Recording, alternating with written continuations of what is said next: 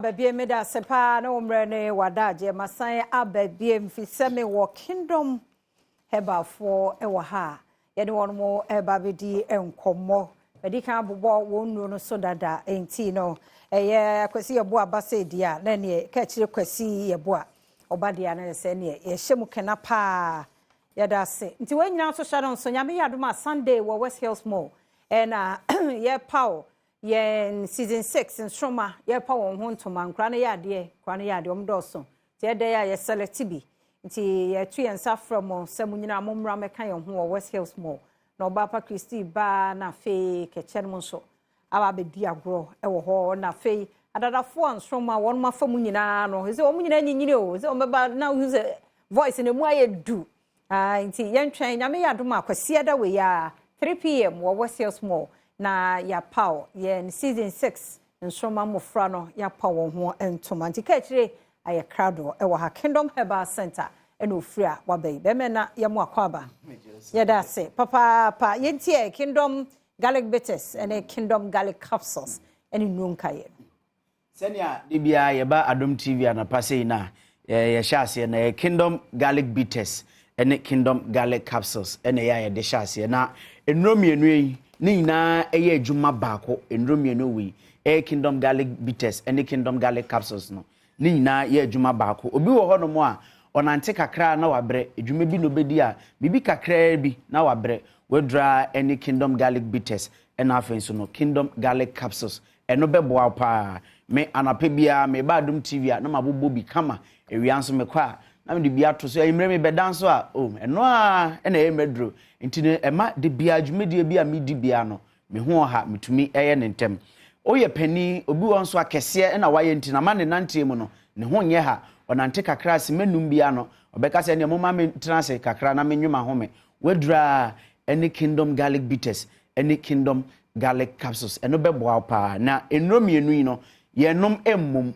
se obenya eye bitters ni bi insuo no na wanom a eno pe eye enkoto eye insuo no ensan to ne topaye no emfa ennom da bi yenye ne saa enti se bia ne topaye no na opese wonom a na wanom eno nko a ne insuo nso na opese wonom a na wanom eno nko a eno beboa pa eye Kingdom garlic bitters and Kingdom garlic capsules garlic ankasa ene ye dia ye dro no na onom adro na wote lime ensu wom enti no se ebi wo honom a waye kese abroso nafu ena ye kese sa opese sparks bi anase opese nka nafu so te wedro any Kingdom garlic bitters any Kingdom garlic capsules onom adro na ebeboa pa bomodin ase onsa beka ye nro bi obi nso wo honom a cholesterol anwa ena adore woni nipadua ne mu unya Kingdom garlic bitters any Kingdom garlic capsules a onunum se nro mienu bia de mede kirewi enu nie onum bia ebetumi aboa ana ne sasrade ne wo nipadua ne mu nyina efrim ama nipadua ne etumi nya hoɔden Kingdom garlic bitters ne Kingdom garlic capsules boost immune system enti se waye no fon na kakra bia na yade bia bɔ no unya Kingdom garlic bitters ne Kingdom garlic capsules a ahoɔden mapa na obenya nti yade bia entumi embo wura nipadua ne mu ema no enka ho ento honom obi wo honom so a broni beka se numbness owo honom a na ne nsa ye tititi ne nan so aye tititi de ya ye taka ne se ananse acheme no eya en kan ne se ya ananse na ache wan hwe ni yi a ode na ananse ache wananse ache ode obeda cells a hwe na da ache ode ko prison de stroke ya de na ode brew bo modin a se obenya Kingdom garlic bitters any Kingdom garlic capsules CB ebeboa ama na yi saa de ni nyina every honom se ne ebe ya stroke ya de embebo mentwen ema yade no ye stroke ni mbebo wansan wa hwe Kingdom ye kira kwan bo modin ase anapa bia ewie bia obenom na onso hu etumi ato garlic eye edro bia etumi boa ema wakoma no eye adwuma kama eye adwuma senia obo ade ebo no a esese eye no a entunya ye nro bia odwumedi a odi ahodo yina betumi aboa eno no na New Kingdom ginseng power capsules New Kingdom ginseng power capsules memedro New Kingdom ginseng power capsules we memedro enti bema utiemi a wedre ni miken bema bi wo hono mokosie ni mu enche na wagemu ye frɛ no 1 minute man awe ho papa o na ma na ye de yensa etrenetren so wedra ni New Kingdom ginseng power capsules bomodin ase on sabe kan bi sisi ya de na wo so wedra any New Kingdom ginseng power capsules na oh hear me once me year duro no edi efri mu say na tie kingdom for ye duro ni say na tie ne topaye no say na tie na ne topaye bia no say ye garlic bitters so new kingdom ginseng power capsules so tremendous capsules so ni na ya tro kingdom de wo no ato mu no ya tro ho kingdom de wo no akọ mu no ya tro ho kingdom sa ene tie ntu kọ drugstore bia na ye tro ho sa mfi ya so ye mesrew sign fa kọ sanse ye nuru ne de be 20 years ni e sha se ye ba ye nuru ne amanfo age enya tum enti sesisi ya de na wo so oye driver ni edwuma bia wo ye bia ugina ho che cameraman bo modin ase onsa beka eye new kingdom ginseng power capsules ni bi ebeboa pa sanso na tremendous capsules ewo honom na no eye ma no mema na ni age mema na ni age wagina ugina ho chenzo a usisi bibian entra so problem wetin na ho bebra wo problem ugina ho bebra so a nti wo say from Paul camera or your task aka no wagina ho or manage na ade no to nya but what dey say obenya new kingdom ginseng power capsules ko ni problem there be problem bi e nti ade from Paul wasam a wia ene yenwie ya meshia no na meni na di nkobo nti eno no sanso na mental stress na wo so a wedra new kingdom ginseng power capsules mental stress ndi ewom pa ya so ande amani entime no mo there be mo memma no memma ne die no na tremendous capsules ye manedro na we madam fo be ma bia ma me hintasem e wo ho enne me de betudwa tremendous capsules ye manedro oba bi wo ho no mo tenka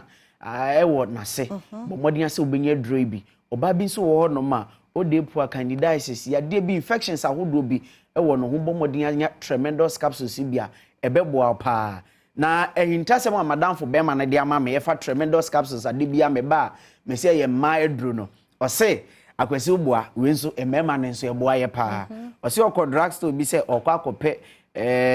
gonorrhea drebi na okoye no munye bi ma nti omuma no tremendous capsules bi ose obobo ye no eko ose obobo ye na eko na me se okay menyi achinye because oba wo gonorrhea ne candidiasis ne ade a eduru ya no ma ne ko aha nti sai mo na di gonorrhea ba no eno ana abe ono nso be ma ne bi nti partners obetumi anum bi nti we de ye medro ankasa de oba de onom a utumi se oba no timu waye kama na emom no se be ma nso gonorrhea bi hawa se ne madamfo no edi hu adanse a che me na nso wabo modin enye bi na ebetumi abo apa oba bi wo onom a o friend baako unsan friend bi because enye yi nti me ken obi pani dudu mu atu bomodin asa odi wani be chemu ewo Kimberly Avenue Okaishi eye Draglin Kimberly Avenue Okaishi Draglin Fre Kingdom Herbal Center wo home so 0536 149 961 0536 149 961 ene Kingdom Herbal Center ye homa no ti drugstore bia nso wo man mu anase herbal shop bia nso kwa onsa ebetumi akebi na menko Kingdom Home Real Estate na menfe no nso ento aso Kingdom Home Real Estate ya dan no ya dankra mienu ekopem nsonso na se edi bronya wie ye die bogafo ne baaye no enra ya ye boss ema menya ne ntie se mbimo nso ahya ase etuetuo mo de na obetumi atua ne kakra de wo ho du bia no o de ba o de beto ase na wetua ne kakra we ejapade ntunya ebeda ho no mo afebo uni ho no mkra o ma ebetumi aba betena ho no ye wa wo dia Kingdom Home Real Estate adankra me nu kopem nsonso ye wa abri na afensu ekropon ho no na ya dan ne nyina ewo na okopiem ho no ma broni beka se serene environment ho no ye kama se etese nka wo abonten kra etese mete Adom TV hadum sei ekon no ano ne mpan frema no ejina so ti bomodin ase odi wani bechi mu Kingdom Home Real Estate no abeje ya dan no ebi na CCTV cameras bo ho no number no mfa numbers emre na ye yo okay enti no Kingdom Home Real Estate se wo pay ya dan ni bia bomodin ase odi wani bechi mu ewo shiashi your home na your office no anase free numbers we 0559 761 144 144 anase uwe kropon anase ope kropon numbers ni so a 0555 0555 612 612 611 611 Kingdom Real Estate numbers in so no. Kache da se papa pantino saye efie na wo pese ye nuro Kingdom aye ni nyina krado de amaya ha ne de enkomo ni si ye nko cafe ba no amame watma ene MOG aye ready etwaso